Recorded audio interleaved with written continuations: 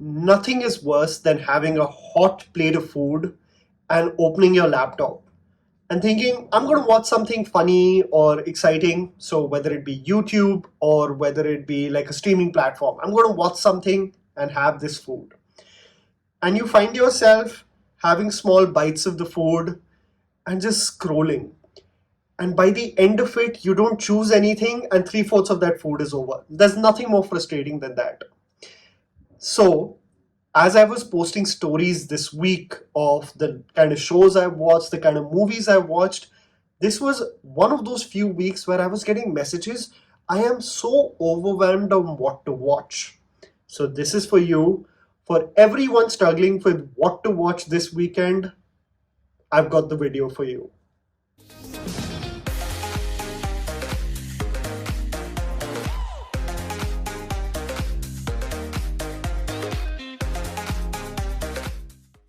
The first thing I did this weekend was watch Civil War, directed by Alex Garland. This movie especially intrigued me because of its premise. A post-apocalyptic USA that is dealing with an authoritarian government in power that has become so heavy-handed, leading to it being in constant conflict with several factions. The FBI disbanded and using airstrikes against civilians only being a few of the callous acts committed by those in positions of power. A group of journalists drive towards Washington DC in hopes to get a bite from the president on the current state of the country before the inevitable happens. The film is visually stunning. The cinematography by Rob Hardy is to marvel at. I saw this movie in an IMAX theater and I was in awe of the scale at which they captured the destruction that envelops the streets on the journey of these journalists. A combination of both practical and special effects, it does give the picture of The Walking Dead but without the zombies. As the group encounters one unexpected event after the other, nothing beats the anxiety-inducing scene featuring Jesse Plemons that genuinely makes you bite your nails in fear. The sheer nonchalant attitude with which humans have become desensitized to death and violence, it screams the same themes in this scene.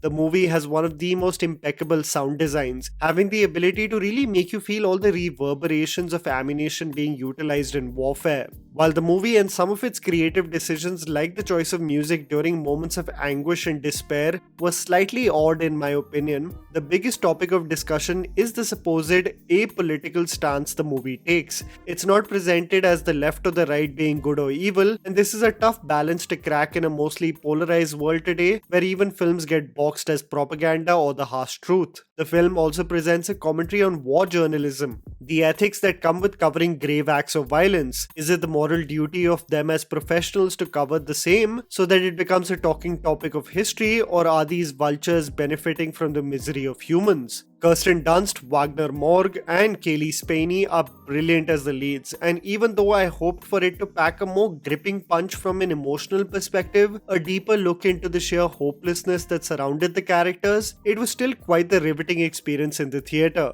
Adding on to the overwhelming experience of having too many options, I had to tell you about the 5 movies and series I saw recently, each distinct from the other, so that you guys can have some clarity of what suits you and what really is worth your time and money this weekend. LSD 2. I want to start by talking about this Dibakar Banerjee film. This is a director who I have immense respect for. He has one of the most interesting filmographies. Everything from Khoslaga Ghosla, Oye Lucky Lucky Oye, Shanghai, and Detective Byomkesh Bakshi.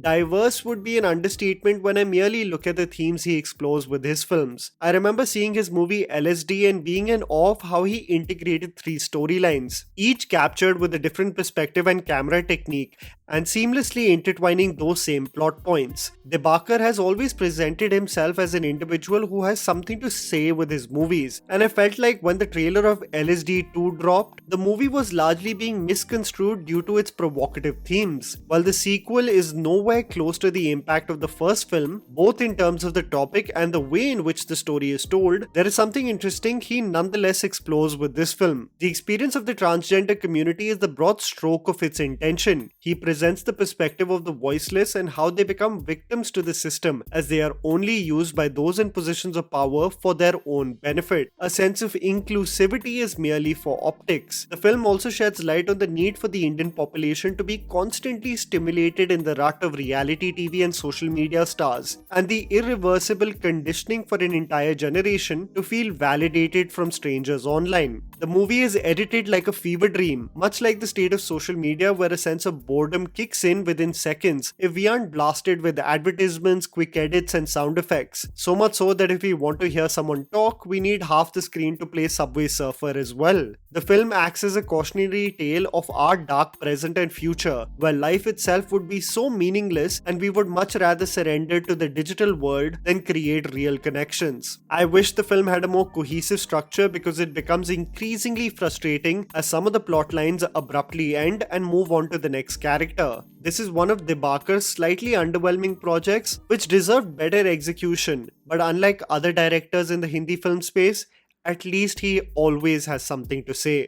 The Gentleman. I am an absolute fanboy of Guy Ritchie, and when it was announced that we were going to get an offshoot of The Gentleman on Netflix, I was supremely stoked. This is a director whose characters, worlds, and especially editing patterns and storytelling is something so unique to him. If you're telling me I'm going to get a story of the British aristocracy and the illegal drug trade being the underbelly of their lavish lifestyles, I am so game, and oh boy did this series deliver. Eddie, played by Theo James, is perfect for the role as he inherits more than he can chew. The journey from being averse to such activities and wanting out to absolutely reveling in the madness is an arc that becomes supremely entertaining as the episodes pass by, having the cheeky and slightly twisted humor most Guy Ritchie projects are famous for, and the supporting actors including Kaya Scodelario playing Susie and his cokehead elder brother Freddie played by Danny Ings are bloody brilliant. It does take many eccentric choices along the way, where it momentarily just becomes sequences of characters being bamboozled because they were high on substances, but it's the marriage between the old world and new world that really creates this beautiful concoction of characters and a world that is supremely entertaining. I can only trust a Guy Ritchie project to hear the most authentic bent like it's an Anurag Kashyap movie. It's slick, stylized, and really worth your time, especially if you're a fan of Guy Ritchie brand of films. Do or Do Pyar.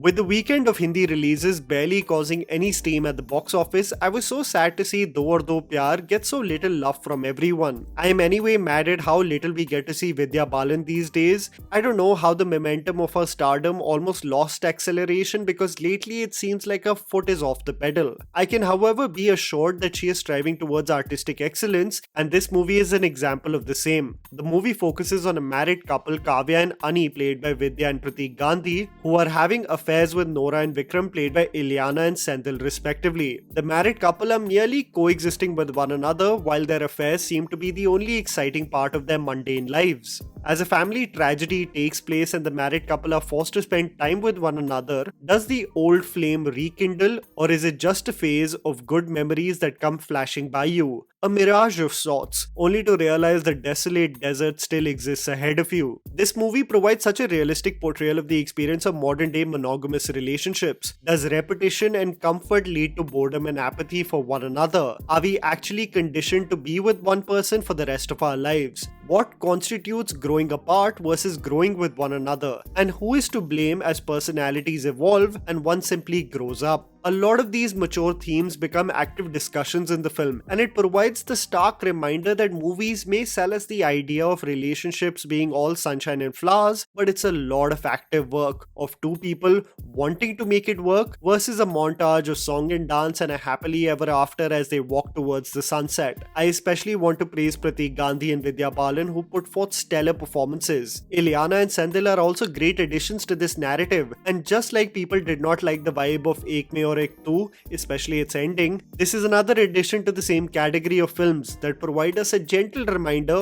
of life and its harsh reality versus being a means of escapism that we usually equate to films. I would highly recommend this movie to you if you are especially down to explore such themes. Baby Reindeer. A series on Netflix that made my jaw drop in absolute disbelief and shock was Baby Reindeer, created by the lead actor Richard Gad. Shockingly, this series is based on true events that happened with the lead actor himself, having to deal with a stalker, all a result of one act of kindness. The series is extremely dark, explores themes definitely not meant for the faint-hearted, holds on to its sarcastic and dark themes, yet never lets go of its playful and cheeky humor. It is so profound in what it wants to say that it stays with you for days. This isn't a simple stalker story that attempts to portray a crazy lady as the antagonist, but the writers beautifully try to explore the psychology of what makes someone this way, the natural tendencies of us as humans, gravitating towards what brings us immediate validation, the cyclical nature of abuse, and how victims seem to find normalcy even in the depravity.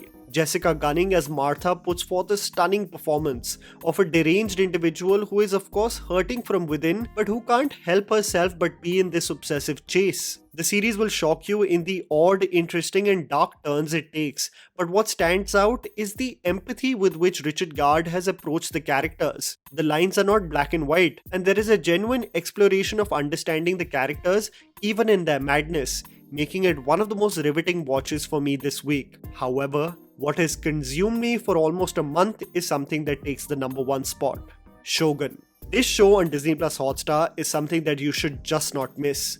Feudal Japan, the hunger for power, egos at play, politics that is rampant and ever evolving, an understanding of the world beyond your own land through a foreigner, all of this while the empire is at the cusp of war. Shogun has been such an active part of my life that I was literally giddy when I went to Osaka Castle recently and was taking every angle possible. I've been obsessing so hard about the show that I couldn't even leave out the opportunity of dressing up as a samurai. But the series, based on the 1975 novel by James Clavell, has everything that you can wish for from a series of this scale. It is shot beautifully, it presents an authenticity with its characters and language, its casting is on point when you look at the parallels with actual historical figures, and it really makes you invested with various developments of not only the political ramifications of the kingdom but the interpersonal dynamics within it. I can't help but praise actors like Hiroyuki Sanada and Cosmo Jarvis, who play the two principal characters who over time grow fond for one another. But if there is a standout performance, it has to be Anna Savai's Toda Mariko,